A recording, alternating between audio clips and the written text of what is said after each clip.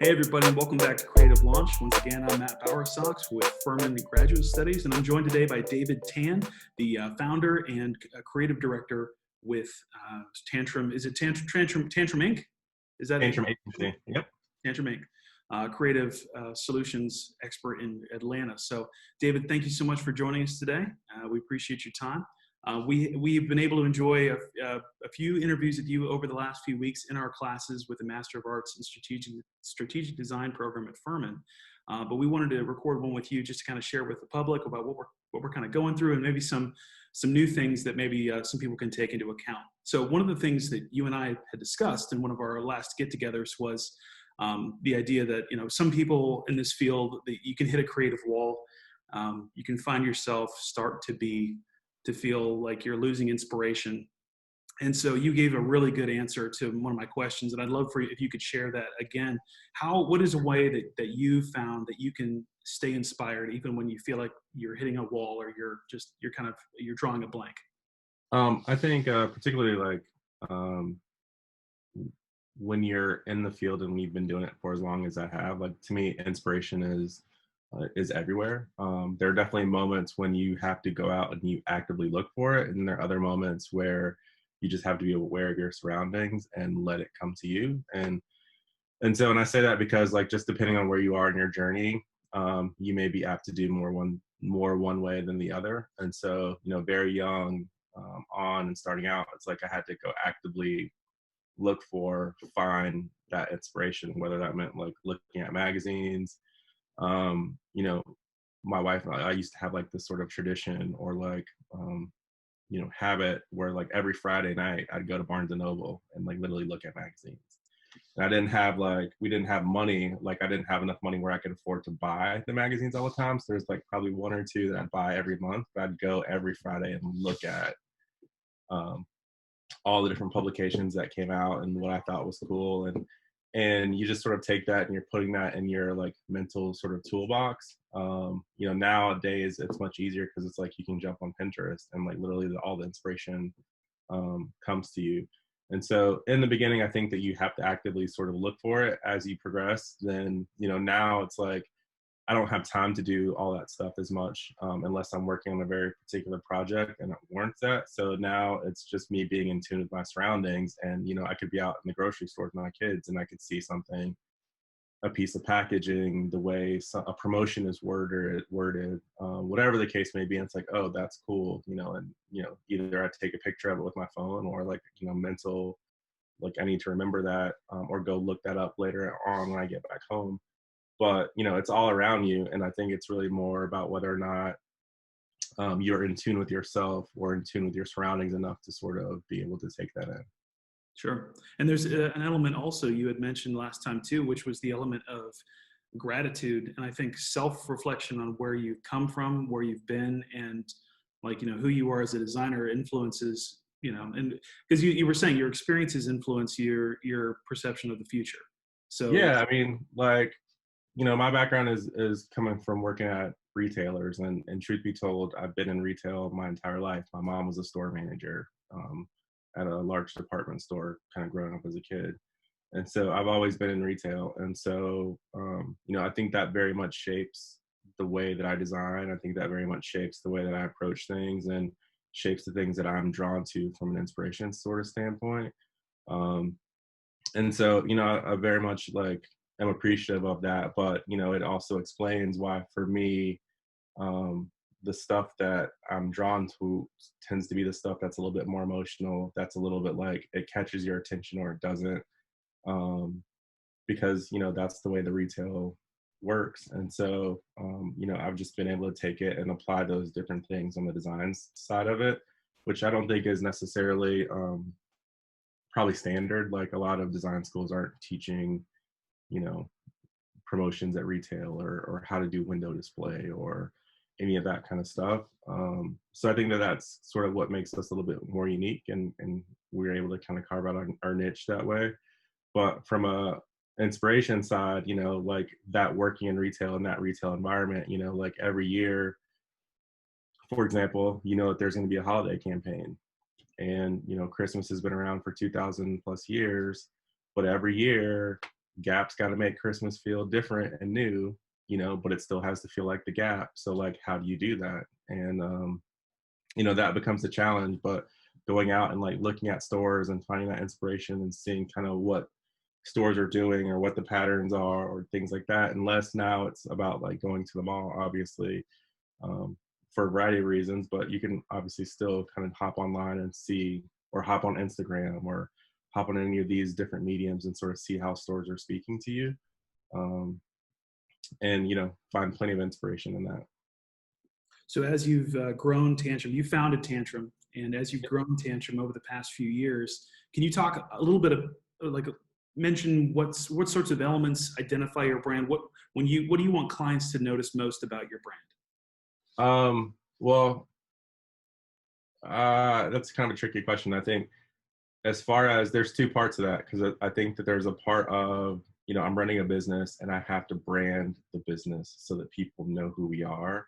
And when you see the assets in relation to the agency and what the agency is and who the agency is, that it's identifiable. So you'll always see sort of our icon. We call him Tantrum Tom. He has a name. But there's actually like a whole suite of personalities and things like that that go with it that we can use for graphic elements. And so from a branding standpoint, the agency, like typically everything you see from us is like black and white, and it's very stark and very much high contrast, black, white. And then we don't use a lot of color in our marketing materials. And that's because like usually typically our projects are very colorful, or our projects, have any sort of different type of style. And so once we put our projects into our branding, then our stuff disappears and their stuff becomes the feature. So there's that aspect of like branding the agency. As far as the way that we work and the stuff that we do, my theory is like you should never look at anything and be like, oh, Tantrum did that. Because at the end of the day, like we're doing it for the client. And it should feel like whatever the client is or whoever their personality is or whatever their brand is about. So it's a very fine balance and slippery slope, because it's like you want to be known for what you do. At the same time, you also want to be true to what your client's needs are. So I'm not necessarily trying to impose my will or impose my aesthetic on whatever the client may be. Now there definitely are moments where it's like, hey, we should do this because of, we need to be relevant and cool or whatever. And, I have thoughts and stuff about that, but ultimately we're trying to let the client lead us to wherever they want to go. So when we were talking the other day, you had made mention that how it's important to make sure your brand is going to match your clients and vice versa. You want to make sure that the clients you choose are going to match your brand. So to what degree does your style, your Tantrum style, your style, to what degree do they influence your current client base? And have there ever been any situations where your style has put you at odds with a client, and how have you dealt? 100%. Yes, for sure. I think when we're talking about clients that are a good fit for us, it's not really necessarily in relation to like what type of industry they're in, and it's not necessarily in relation to what the project is per se. So I tell people, whatever we end up creating, it's all widgets to me, because at this point I've pretty much creatively done everything that I've wanted to do and touched all the different aspects of creative that are out there that you can do. Everything from doing greeting cards at Hallmark to t-shirts and designing stuff for arenas and 30,000 people in the seats and stuff like that. So there's just this huge array. So like, to me, I don't get caught up on what we're creating, but the process and finding clients that are willing to go through the process of creating, the process of discovery, and being willing to do some self-reflection and digging and trying to understand truly who they are as a brand. Those tend to be the clients that are really good for us. Where there ends up being a breakdown is whenever people want to sort of short circuit the process or rush things, or they're only interested in one very specific aspect of what you do, not the complete package. Like when people call me and say, hey, I need a logo, like to me, that's a red flag, because it's like they're only focused on end result, the output. They're not focused on like what the logo represents or like why they feel like they need a new logo or what does the customer think of when they see that. And so if you're not willing to go on that process, then typically you're not really a good fit for us as a client. Have there been hiccups? 100% absolutely along the way. There have definitely been hiccups. I think when you're starting a new business and you're trying to build your clientele, you definitely have to make concessions because it's like, hey, this might not be the ideal client, but we need revenue this month. Or, hey, this might not be the ideal client, but we need to build up our roster. Or, they are going to look good in a portfolio. Like there's any number of reasons for why you may take a job, even though like your gut is like, this isn't the ideal fit. But hopefully when it's all said and done, you're able to get as much out of it as they are. Sure. And so obviously a lot of these kids coming out of, or not, they're not kids, they're adults, but a lot of these folks that are coming out of this program, they're starting this process and they're learning these things that you just mentioned, where they're trying to figure out, to how to talk to their clients, how to develop that dialogue with their clients. So are there any other recommendations that you would have for those who are kind of still discovering what their brand and what their style is as they build their own brand, as they build their portfolio? Is there any recommendations you'd have for people just coming out of this program or just getting into a creative career in general? Yeah, I mean, keep in mind, like, it took me 15 years before I started my own business. So, it's something that I've always wanted to do, but it was 15 years of working for someone else and gaining experience and making connections and all that stuff before I felt like I was comfortable enough to go do that. And that's just my personal journey. There are other people who will, graduate right away and say out the gate, this is what I want to do. And I want to start my own business and go from there. And so like, I don't knock anybody for whatever their personal journey is. Like, you go for that. As far as, the question that you asked, I think that realistically, like there's so much stuff to learn. And like, realistically, whenever you graduate and whenever you leave the program, whatever your first job is, they're going to put you right back in school. There's so much stuff from a way business is run, technical execution, any number of things. And it's like school can't teach you everything. It can give you like a basic foundation, but it can't teach you everything. So if I'm hiring someone, particularly out of school, or that's a young designer, that's my opportunity to train them to do things the way that I want them to be done. So you're going to learn, the way that we do things at Tantrum. And if you go to another agency, you're going to learn the way that they do things there. And so, my biggest thing is just be receptive and work hard and take in all that knowledge. And then when you go to the next place, you take that with you and you learn another skill set to put in your toolbox and sort of build from there. Sure. It seems to be like every project you take on as a professional is a chance to be inspired, is a chance to learn. 100%. And I think that like, that's what keeps it interesting.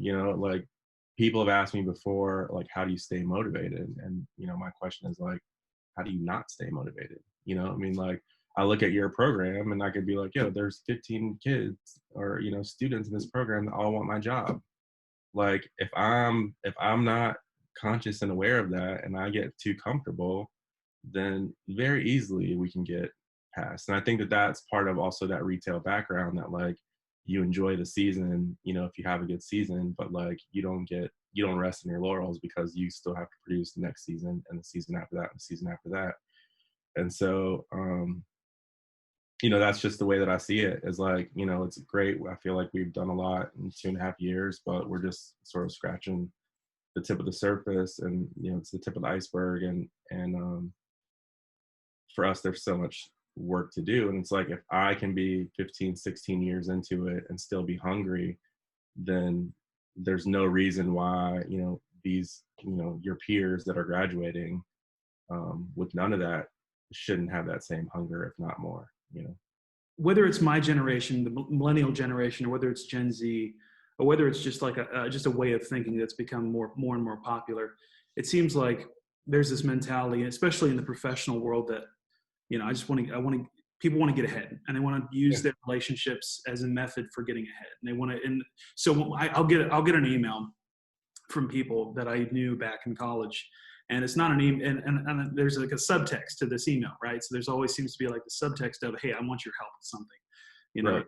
And I hate thinking that, but I do, you know, because I've done it. I'm guilty of it too. I'm guilty of reaching out to somebody I haven't reached out to in forever because they have a connection that I would like, and I don't like that about myself. But you know, it's in talking with you, you know, you seem to be, and you gave an admonition at the end of one of our sessions this past week where you told everybody, it's like, look, there's so many opportunities for you to gain these mentors, to gain these opportunities for you to impress people now, and opportunities for you to forge these relationships. So I want to get into the topic of professional relationship building. So what would be your recommendations for those who maybe want to build these genuine relationships with either their peers, with mentors, or with potentially clients? Would you have any recommendations for how to? Well, I think you said it. I mean, you said it. The answer is in the question. You know, the key word out of everything you asked is genuine. And so it's like people, you know, I get hundreds of emails. You know, like I think I have 1,300 unread messages in my email inbox. You know what I mean? And like, and you get emails consistently of people who are asking or wanting or whatever the case, you know, things that you had mentioned. It's very easy to tell the people who are genuine the difference between the people who are genuine and the people who are just, you know, looking at a stepping stone or looking for a handout or looking for whatever the case may be. Um, and so I think that as long as you have that genuine intent and as long as you're honest about that and realize that the people that you're probably reaching out to are very busy, and there's probably multiple people like you that are asking them for help, so they may or may not get back to you. It's not personal, and may be a delay, a couple days, a week, whatever the case may be. But it's a relationship. It's not like I ask you for something and you give it to me. Like that's not really necessarily a functioning relationship. And so I think that that's key. And I think that, you know, people are more apt to help you when they see that you're helping yourself. You know, it's like your car breaks down or you have a flat tire in the middle of the road. You could either sit in the car and turn your hazards on, or you can get out and push. And 9 times out of 10, if people see you getting out and push, they may stop and help you push. But if you just sit there with your hazards on, they're like literally just driving by you know? And so I think that's, you know, that applies to the professional world too. It's like, if I see that you're actually going after it and you're working hard and you got a great attitude and you're humble and, you know, like I'm more apt to stop and help you because I want to see you get there because the world needs more people like you know? And so all that comes across. That comes across in tone, that comes across the way you ask, that comes across how often you ask, that comes across in what platform you send a note on, like all that stuff, you know, adds up and matters. And we're very, very perceptive as people of like looking at something and reading it and instantly, you know, whether or not someone has good intent or not. I really like your analogy there with the blinkers and pushing the car. Really? So that was a fantastic analogy. Huh. So I think that really brings it home for me to make sure that, you know, I try, you know, sometimes even when I try and be genuine, I feel like I'm being fake, and I'm trying to, like, you know, because I'm the kind of person where I do feel like I'm more introverted. Like I don't usually reach out to people, and I know it's something that, especially if I want to make a splash, if anybody really wants to make a splash, they do have to reach out. They do have to say things. They have to speak up. So I mean, I guess it's just all about the process of learning how to do that and learning how to infuse yourself into what you're talking about, into the Yeah. person you're presenting. You know, I think the thing is that like realistically, it's great that you're an introverted person. And I tell people to work with whatever your strength is. And like realistically, I'm probably the most or one of the most introverted people that you'd ever meet. And you know, that's great because if you're introverted and you're not apt to speaking a ton, if you learn to use your voice correctly, when you do speak, it'll actually matter and mean something. And so that's okay, you know. And I think that like there's ways that you can sort of work around that, and there are ways that sort of um, that can come across in the way that you interact with people for sure. Like I'm never going to be the person that walks into a room and hands out tons of business cards. Like that's just not who I am. I'm not good at cold calling people, whatever. But I'm smart enough to know that like I need to hire a publicist that can do that stuff for me, and like she can just tell me where to be. And so I think from a personality standpoint, particularly like when you're young, you're just learning, you're learning what your strengths are, you're learning what your weaknesses are. And you just have to sort of be receptive to that. Well, David, thank you so much for joining us today. I feel like I've learned a lot once again from you. We've learned so much already. We'll be sharing this video here shortly with all of our students and with anybody who's interested in watching. So thanks again for your contributions. So Awesome. Thank you for having me. I truly appreciate it. no problem. All right, everybody. Thanks so much again for joining us on Creative Launch. We'll see you again next week with our next guest. So please stay tuned. If you'd like to learn more about the Furman Master of Arts in Strategic Design, please visit furman.edu/MASD. We look forward to seeing you next time. Bye-bye. Thank you.